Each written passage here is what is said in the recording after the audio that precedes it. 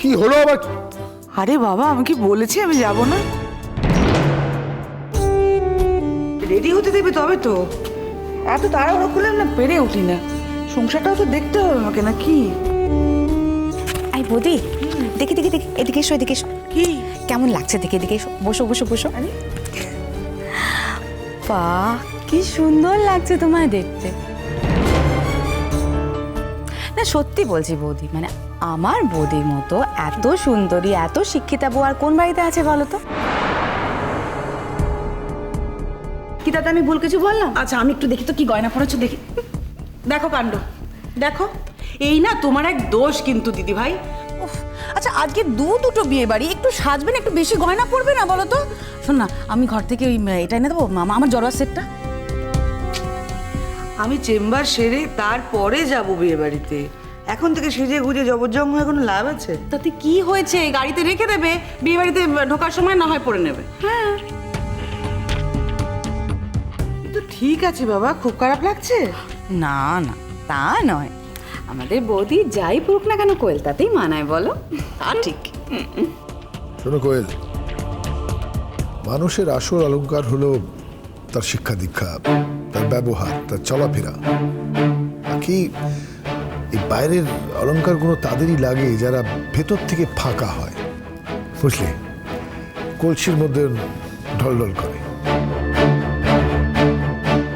তারা বাইরের এই জিনিসপত্র দিয়ে নিজেকে ম্যানেজ করার চেষ্টা করে। চেষ্টার এইসবের দরকার পড়ে না। ঠিক আছে, আমি তো রেডি, চলো। না না, আমি কিন্তু বরাবরই নিউট্রাল মানুষ, নিরপেক্ষ। যেটা সত্যি সেটা বলতে আমার দ্বিধা হয় না। ঠিক বলেছে দাদা। কিছু কিছু লোক আছে যারা এত গা ভর্তি গয়না পরে দেখে মনে হয় যেন সোনার দোকান ঘুরে বেড়াচ্ছে। তা কি আর করবে শাহানাদি, এদের করার আছেটাই বা কি? কোনো কাজ তো পারে না, না জানে কোনো আচার ব্যবহার, না আছে বিদ্যে।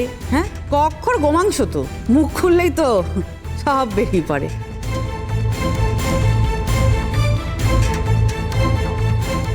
তা এর বাইরে গিয়ে আর কি করবে তুমি বল? যাকে দিদি ভাই, আমি তোমাকে মোটেও বেশি গয়না পরতে বলিনি, খালি ওই জড়োয়া ছেড়ে দাও, পরতে হবে না তোমাকে, না এতেই বেশ সুন্দর লাগছে।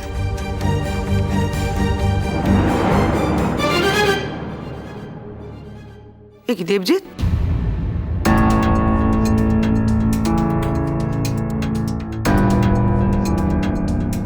তোমার জুতোর এই অবস্থা কেন? পলিশ করেনি? ও মাই গড, আমি তো লক্ষ্যই করিনি।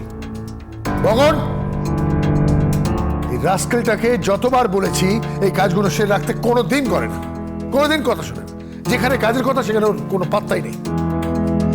এবার একবার এমন দেবো না, বাড়িতে কাজ করার শখ মিটে যাবে ওর। বগন বাড়িতে নেই কো, আমি ওকে দোকানে পাঠিয়েছি। দিতে হলে আমাকেই দিতে হবে,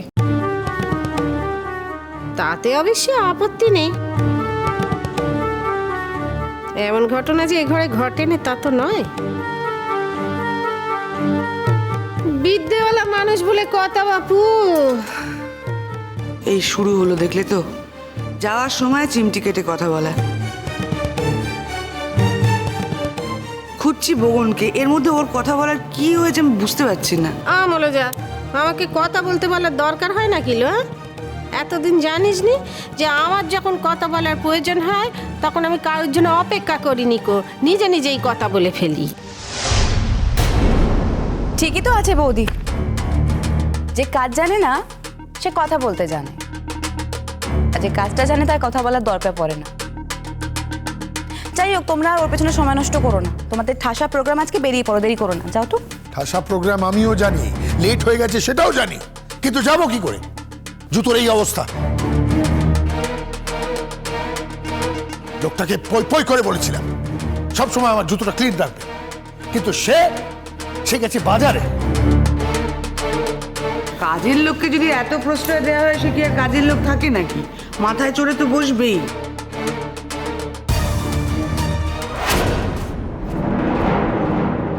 দেবজিৎ, বগন নেই তো কি হয়েছে? ওকে বলো। ও কারেক্ট, ইয়েস। পাপ, পাপে পুণ্য ধরা, এ হলো ঘোর কলিকাল। এই মেয়ে, ছাড়ো ওটা, এদিকে এসো। হ্যাঁ বাবা। এই কতদিন না বারণ করেছি, বাবা বলে ডাকবে না, প্রয়োজন হলে বাবু বলে ডাকবে, ঠিক আছে? হ্যাঁ মানে একটু কদিন সবুর করুন, আমার তো ট্রেনিং চলছে, আমি সব কিছু ঠিক করে নেব। বাবা, মুখে তো বেশ কথা ফুটেছে। আরে বাবা শাহনাদি, আমি তো আগেই বুঝে গেছি এই মেয়ের মুখের কথার না জুড়ি নেই। দেখলে না আগের দিন কিরকম সবার সামনে আমাকে মিথ্যাবাদী বানালো। মেমালন বলে দিল আমি নাকি ওকে খাবারটা বানাতেই বলে। সেই মেয়ের মুখে কথা ফুটবে না তো কি হবে বলো? সেই যাকে যাকে, আমার অনেক লেট হয়ে যাচ্ছে। এই নাও জুতোটা নাও, তাড়াতাড়ি নাও, তাড়াতাড়ি তাড়াতাড়ি, ফাস্ট, সময় নেই।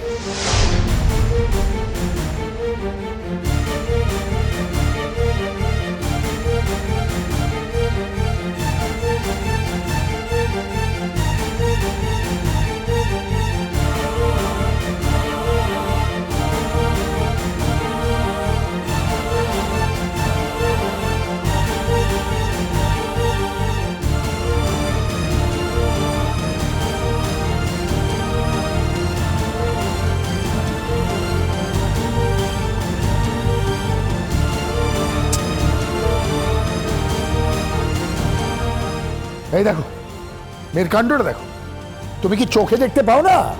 এটা ধুলো আছে, আগে ঝাড়তে হয়। অবশ্য চাঁদুয়া গ্রামে কে জুতো পরে যে ও জানবে। ওটাকে আগে ঝাড়ো আর তারপরে পলিশটা করো। হ্যাঁ বাবা, আমি চোখে দেখতে পাই, আমি এক্ষুনি করে দিচ্ছি সব। চুপ চুপ করে থাকতে পারো না? প্রত্যেকটা কথায় কেন কথা বলো? উত্তর দেওয়া চাই? হ্যাঁ,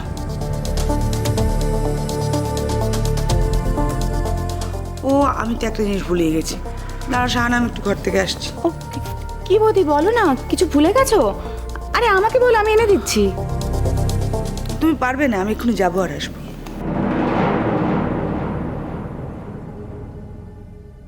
এই মেয়ে, তুই না করতে জানিস নিল? হ্যাঁ, তোকে যা করতে বলবে তুই তাই করবি? কাল যদি তোকে বলে উঠানে নাকে খড় দিতে, তুই তাই দিবি? কাজের লোকেরাও তো মুখে মুখে জবাব দিতে জানে, তুই জানিস নি? কর। দেখেছো দাদা কিভাবে উস্কাচ্ছে? এখন কিন্তু আমাদের বাড়িতে এটাই চলছে, বুঝলে? একে তো এই মেয়ে কোনো কাজ পারে না, তাও যেটুকু কাজ ওকে করতে বলা হয় তা তো যদি পেছন থেকে কেউ এইভাবে উস্কায় তাহলে তো দাদা দাদা এই কাজের লোকের না দরকার নেই, বুঝলেন তো? একে বিদায় করুন তো। না না কাকিমণি, আমি সব কাজ করে দেবো। আমার কোনো কাজে আমি কোনোদিন না বলবো না। আমি যেগুলো পারি না ওইগুলো আমি আস্তে আস্তে শিখেও নেব। এই তো এই দেখো না, এই যে জুতো পালিশ করছি, আমি করিনি আগে কোনো দিন। দেখুন না বাবা, একটা জুতো পালিশ করা আমার হয়ে গেছে, হয়েছে না, পেরেছি না? কথা না বাড়িয়ে পাশের জুতোটা করো, আমার কাছে সময় নেই, বারবার বলছি আমার লেট হয়ে যাচ্ছে। এক্ষুনি করে দিচ্ছি।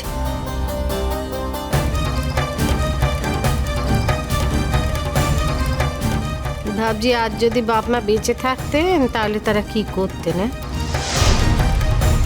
হায় ভগবান, ঘরে নক্ষীকে দিয়ে যা নয় তাই করাচ্ছি, জুতো পালিশ পর্যন্ত করতে বাকি রাখলো নি। ছি ছি ছি ছি ছি ছি।